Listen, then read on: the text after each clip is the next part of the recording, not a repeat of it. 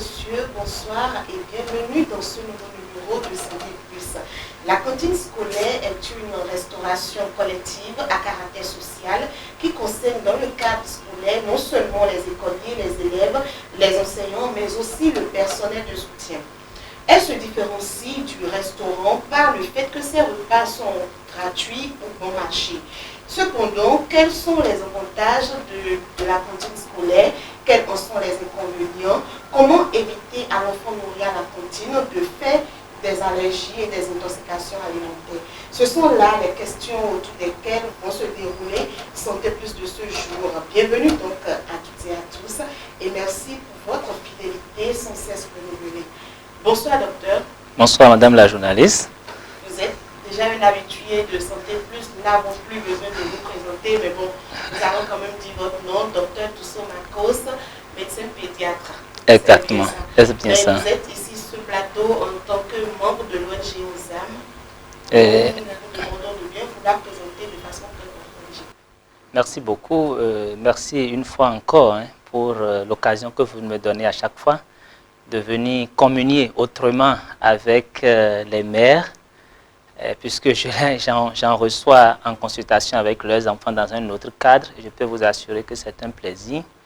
C'est d'autant plus un plaisir que j'interviens ici dans le cadre des activités de l'ONG OSAM, une ONG dans laquelle je suis chargé de tout ce qui est sensibilisation et formation. Et c'est une ONG qui œuvre pour le bien-être de la mère et de l'enfant. Donc nous avons bon nombre d'activités de soutien à la mère et à l'enfant. Et au nombre de nos activités, il y a les conseils, il y a la sensibilisation.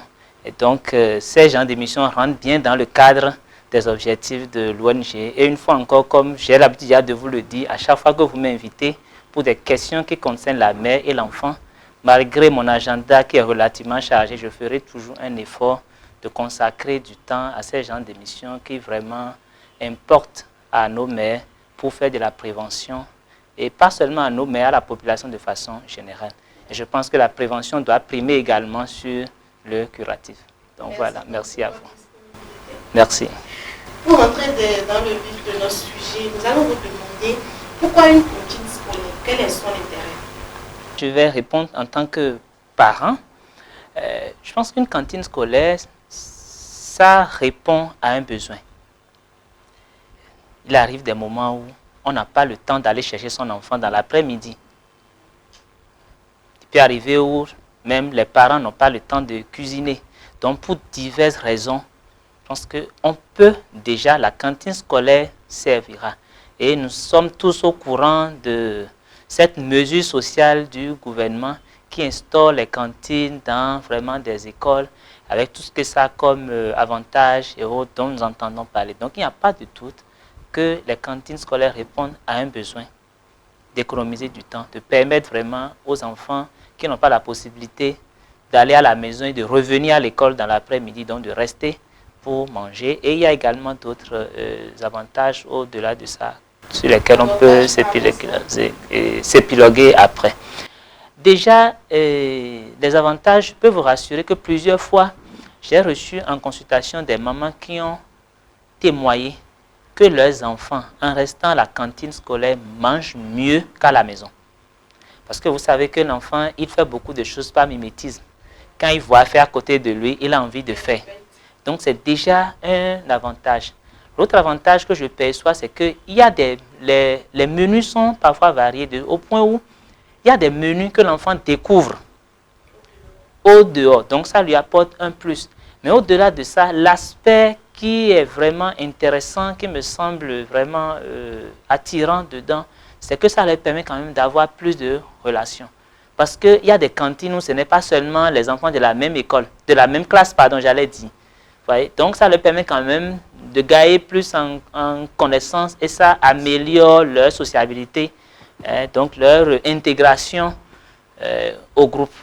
Et je pense que si on pouvait faire des enquêtes, certainement qu'on découvrira que entre la maison et la cantine, que c'est sûr que les enfants vont plus préférer la cantine.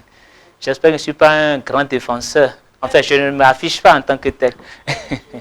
Alors, comme toute chose, la cantine scolaire a ses avantages avantages, mais aussi ses inconvénients. Oui. Quels pourraient donc être ces inconvénients?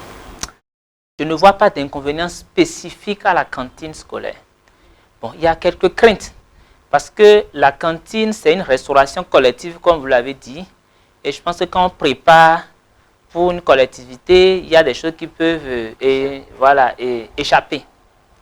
Bon, sinon, les craintes que nous avons en tant que parents et que nous avons tous, c'est les craintes des infections, des intoxications alimentaires, qui ne sont pas des craintes, je le répète, spécifiques à la cantine scolaire. Il y a également des craintes d'allergie, puisque comme j'ai dit, ce que l'enfant mange là-bas n'est pas toujours sous le contrôle des parents. Voilà. Mais c'est des craintes, je pense qu'on ne peut pas parler d'inconvénients pour ne pas faire peur, pour ne pas donner davantage de craintes aux parents. Vous avez parlé d'infection, des allergies, c'est bien ça? Exactement. Voilà. Comment savoir qu'un enfant est allergique à un aliment? Déjà, il y a ce que l'on appelle les circonstances de découverte. Le parent va faire des remarques. Son enfant va présenter des symptômes. Et qu'on va essayer de relier à l'alimentation. Donc, ce n'est que des présomptions.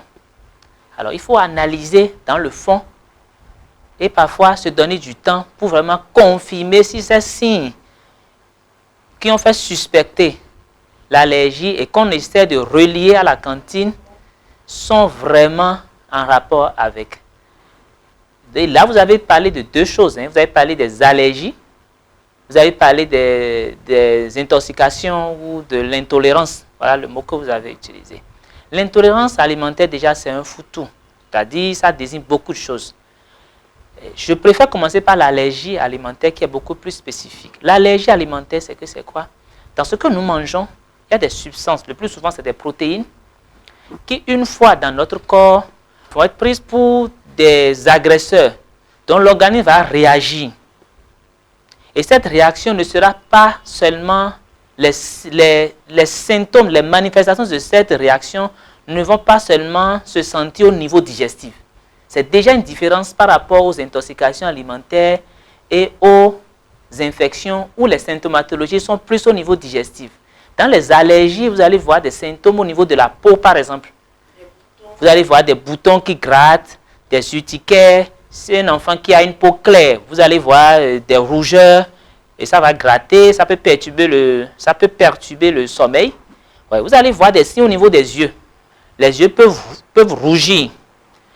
Vous allez avoir des signes au niveau de l'appareil respiratoire. Donc, il y a des toux, des enfants qui toussent, qui font le rhume, la toux, des irritations de gorge. Donc, toutes sortes de signes qui ne vont pas seulement se localiser au niveau digestif, mais en plus de ces signes, vous aurez bien évidemment les signes également digestifs. Donc, c'est ce qui est caractéristique de l'allergie. Mais par contre, dans les infections, vous allez voir les signes digestifs, c'est la nausée, c'est les vomissements, c'est la diarrhée, et puis c'est les maux de ventre. Et les enfants peuvent chauffer. Bon, mais la plupart du temps, ils ne chauffent pas le premier jour, mais dans les jours qui suivent, l'enfant peut chauffer. Voilà les signes déjà. Quelles sont les allergies alimentaires les plus courantes? Il y a les œufs, il y a l'arachide, l'acajou, il y a le lait. Donc voilà les aliments qui sont en tête. Mais il faut dire qu'on peut faire d'allergie à toute forme d'aliments. C'est seulement à l'eau que je ne sais pas si on peut faire d'allergie. Sinon, toutes sortes d'aliments, on peut faire des allergies à ça. Donc, c'est au décours de l'enquête qu'on va voir par rapport à chaque enfant, par rapport aux signes, par rapport à ce que l'enfant mange et vraiment analyser. Parfois, on analyse, on enlève l'aliment pour faire partie l'allergie et on réintroduit pour confirmer. Oui, donc c'est ce que je peux vous répondre. Un enfant qui fait une allergie, d'accord, par rapport à la cantine, qu'est-ce qu'il faut faire? Bon, par rapport à la cantine, ce qu'il ne faut déjà pas faire, c'est d'éviter, parce que l'enfant a des allergies, de dire non, il ne restera pas à la cantine. Parce que si on choisit de mettre son enfant à la cantine, c'est parce qu'on veut contourner certaines difficultés. Et donc, la cantine, si on le met dans une position idéale, pour l'enfant. Il ne faut pas que le fait qu'on ait l'allergie alimentaire vienne faire qu'on stigmatise cet enfant et qu'on lui refuse d'aller à la cantine. Ce qu'il faut plutôt faire, en tant que parent, on peut faire les mets soi-même et envoyer à la cantine, quitte à ce que la cantine conserve et au moment de partager le repas en groupe, puisque ça c'est une fonction capitale de la cantine, on peut sortir et accompagner l'enfant pour qu'il mange au même moment que les autres. Mais il faut surtout expliquer, parce que les enfants, ils comprennent. Quand on leur explique, ils comprennent. Il faut surtout expliquer à l'enfant qui fait des allergies à tel aliment, pour qu'il comprenne qu'il ne peut pas manger la même chose que tout le monde, mais ne pas l'isoler. Donc c'est déjà ça. Mais également, il y a des enfants qui font vraiment des allergies sérieuses au point où on est obligé de faire un certificat pour envoyer à l'école, pour qu'on puisse comprendre que à côté du menu qui est classique, qu'on devra alors proposer d'autres menus spéciaux pour les enfants. Dans le cadre de cette émission, par exemple, je me suis intéressé à voir les menus de 5 écoles, mais je me suis rendu compte de quelque chose qui m'a marqué. L'œuf, par exemple, est dans les 5 menus qui me sont parvenus, l'œuf est dedans. Mais j'ai remarqué que dans ces plages horaires où on a mis l'œuf, il n'y a pas des alternatives. Mais là, ce n'est pas bien. Pendant qu'il y a l'œuf, on peut mettre des alternatives. De la viande, du poisson, par exemple. Donc, voilà. Il y a des cas, c'est vrai que ces cas-là sont rares. Il y a des cas où on est obligé de mettre des médicaments sur l'enfant. Je préfère ne pas rentrer dans ces cas qui sont vraiment rares, parce que c'est vraiment des cas rares où les enfants sont obligés d'aller à l'école avec des médicaments pour que si les crises commencent, les enseignants ou bien les tatas, la garderie, puissent vraiment, ou bien s'ils ont une infirmerie, la chose est plus facile. Voilà. Ou bien le soir, quand il rentre et qu'on le questionne, on lui donne le médicament pour contourner. Donc voilà un peu comment on peut gérer les allergies alimentaires par rapport à la cantine. Pour revenir aux intoxications alimentaires, quelles pourraient être les causes de ces intoxications à la cantine toujours? Les intoxications alimentaires à la cantine, il n'y a pas de différence entre les causes que les mêmes qu'on pourrait avoir à la maison. Parce que les causes, c'est d'abord l'hygiène. C'est ce qui est à la base de l'intoxication, de l'infection, c'est les microbes. C'est la toxine. C'est la toxine.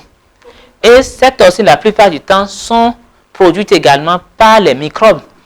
Il y a des céréales parfois qui sont conservées avec des produits toxiques. Donc là, il faut faire vraiment attention à ça. Mais habituellement, bon, ce n'est pas des cas auxquels on est souvent confronté. Donc, focalisons-nous sur les infections. Donc, c'est l'hygiène. Et l'hygiène, c'est l'eau qu'on utilise. L'hygiène, c'est la façon dont les aliments sont cuits. Parce que la viande, par exemple, si elle n'est pas cuite vraiment à cœur, comme on le dit, la viande, il y a des microbes naturellement dedans. Il faut la cuire correctement pour être sûr que les microbes là sont détruits. Et il faut un temps de cuisson, il faut une température de cuisson. Donc il faut s'assurer que tout ça là est respecté. Et ce sont ces éléments qui sont un peu plus spécifiques de la cantine. C'est vrai, on peut l'avoir à la maison, mais à la cantine, comme c'est un truc de groupe, on est peut-être pressé, on n'a pas le temps, ou bien on ne sait pas comment ça se passe. Parfois, les choses ne sont pas bien faites, et puis on brûle des étapes, et les parents viennent s'en plaindre en consultation. Bon, mais on n'a pas fait l'enquête, donc on ne sait pas toujours si c'est la cantine. Vous avez parlé de l'eau. J'ai parlé de l'eau, j'ai parlé de la cuisson. Mais là où ça se prépare, là où on fait la cuisine, il faut l'hygiène des lieux. Il ne faut pas laisser des crasses, c'est-à-dire des dépôts verdâtres, de la graisse partout. Au point, on a des souris, des cafards, des mouches qui sont des vecteurs, qui sont des vecteurs de maladies. Vous voyez que si ça se passe comme ça, dans cette école, dans cette cantine, on aura des infections à répétition. Et puis de toutes les façons, ça se sait, hein, quand ça arrive, puisque les parents, ils se connaissent. Ah, moi, mon enfant fait la diarrhée. Ah, moi, si mon enfant fait la diarrhée. Ah, tel n'est pas venu à l'école.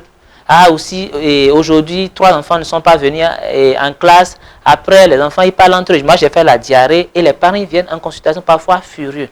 Donc, déjà, c'est difficile, même quand la cantine, tout se passe bien, d'établir vraiment le lien entre ces infections et la cantine, parce qu'il y a beaucoup d'autres choses également, d'autres maladies, qui ont des signes qui ressemblent aux infections digestives et aux allergies. Quand je prends les infections respiratoires, par exemple, les infections respiratoires vont donner à la fois des signes qu'on retrouve dans les allergies, mais à la fois des signes qu'on retrouve dans les infections. Donc, il ne faut pas que, déjà avec cette suspicion, cette crainte, cette réserve des parents, que la façon de faire dans les cantines vienne encore en rajouter, qu'on ne lave pas bien des ustensiles, ou bien que les planches sur lesquelles on découpe la viande, on découpe de la carotte, des trucs comme ça, ne soient pas bien lavés. Bon, voyez, donc voilà un peu les comportements, les choses qui peuvent conduire à des infections. Et il y a également la façon dont certains aliments sont conservés au frigo. Et ça, quand un aliment est préparé, c'est mis au frigo, ça ne doit pas séjourner plus de 2 jours.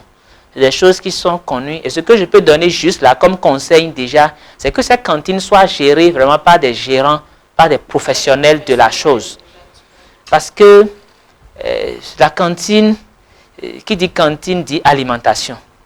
Et l'alimentation, par l'alimentation, il y a ces risques-là qui sont là. Or, c'est une fonction d'épanouissement. Si en assurant cette fonction d'épanouissement, bon, les enfants doivent tomber malades, vous imaginez que aussi bien les parents que les médecins, que l'école même, ce n'est dans l'avantage des personnes. Voilà ce que je peux vous répondre. Alors, la question que je devrais vous poser, c'est de savoir comment les éviter. Je pense qu'on a commencé par le dire déjà. Ce qui m'importe d'ajouter à ce que je viens de dire, c'est le lavage des mains. Le lavage des mains, ça n'a rien. Ça dit, ça paraît banal. Et Dieu merci, en griffe, que le corona est venu nous apprendre à nous laver les mains.